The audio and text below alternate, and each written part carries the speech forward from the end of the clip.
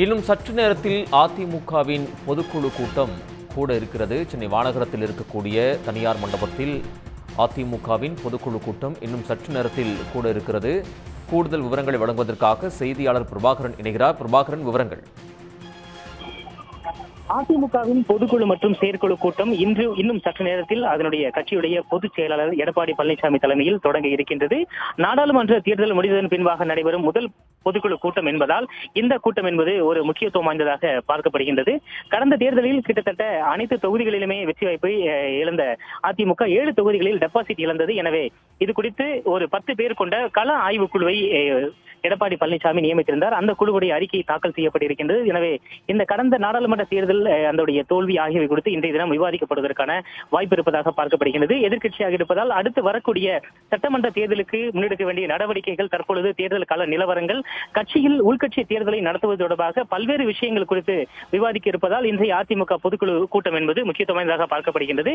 இதில் கலந்து கொள்வதற்காக தற்பொழுது அதிமுகவுடைய பொதுச் செயலாளர் எடப்பாடி பழனிசாமி தற்பொழுது தனியார் மண்டபத்திற்கு வந்திருக்கின்றார். பொதுக்குழு கூட்டம் மற்றும் செயற்குழு கூட்டம் தனித்தனியாக நடைபெற இருக்கின்றது. இதற்காக தமிழ்நாடு முழுவதிலும் இருந்து அதிமுகவுடைய பொதுக்குழு மற்றும் செயற்குழு உறுப்பினர்கள் வரவழைக்கப்பட்டிருக்கின்றார்கள். தனித்தனியே அவர்களுக்கென்று கொடுக்கப்பட்டிருக்கக்கூடிய அந்த அழைப்புதல் மூலமாக அவர்களுக்கு அவருடைய பெயர் போட்டு அழைப்பதர்கள் அவருடைய முகவரிக்கு அனுப்பப்பட்டிருக்கின்றது. அந்த அழைப்புதல் வைத்திருப்பவர்கள் மட்டுமே உள்ளே அனுமதிக்கப்படுகின்றார்கள். ஆயிரக்கணக்கான தொண்டர்கள் வெளியே கூடி நின்று அதிமுக தலைவர்களை வரவேற்பதற்காக கூடி நிற்கின்றார்கள். மற்றொரு புறம் போக்குவரத்து நெரிசல் என்பது ஏற்பட்டிருக்கின்றது.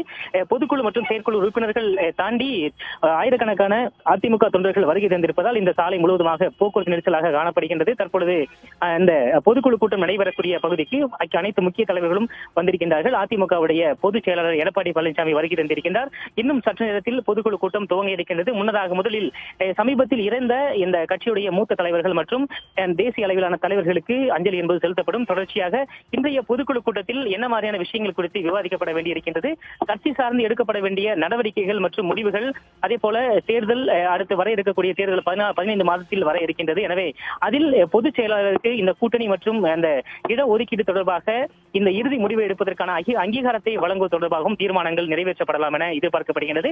அதே போல சமீபத்தில் பல்வேறு மாவட்டங்களில் நடைபெற்ற அதிமுகவுடைய அந்த மாவட்ட கூட்டத்தில் பல்வேறு பிரச்சனைகள் என்பது தொண்டர்களால் முன்வைக்கப்பட்டிருந்தது. பல இடங்களில் பிரச்சனைகள் கைகலப்பாகவும் மாறியது. எனவே இது குறித்தும் விரிவாக விவாதிக்கப்படுவதற்கான வாய்ப்பு இருப்பதாக பார்க்கப்படுகிறது. அதிமுக தொண்டர்கள் எதிர்பார்த்திருக்கின்றார்கள். இந்த இன்றைய கூட்டத்தில் கடந்த தேர்தலில் ஏற்பட்ட தோல்விக்கு என்ன மாதிரியான ஒரு முடிவுகளை, என்ன மாதிரியான மாற்றங்களை அதிமுக முன்னெடுக்க போகின்றது, என்ன மாதிரியான விஷயங்கள் குறித்து விவாதிக்க போகின்றது என்பதை நாம் பார்க்க இருக்கின்றோம். சற்று நேரத்தில் இந்த பொதுக்குழு கூட்டம் என்பது தொடங்க இருக்கின்றது. பிரபாகரன், தகவல்களுக்கு நன்றி. உடனுக்குடன் செய்திகளை தெரிந்து கொள்ள சன் நியூஸ் பெல் ஐகானை கிளிக் பண்ணுங்க.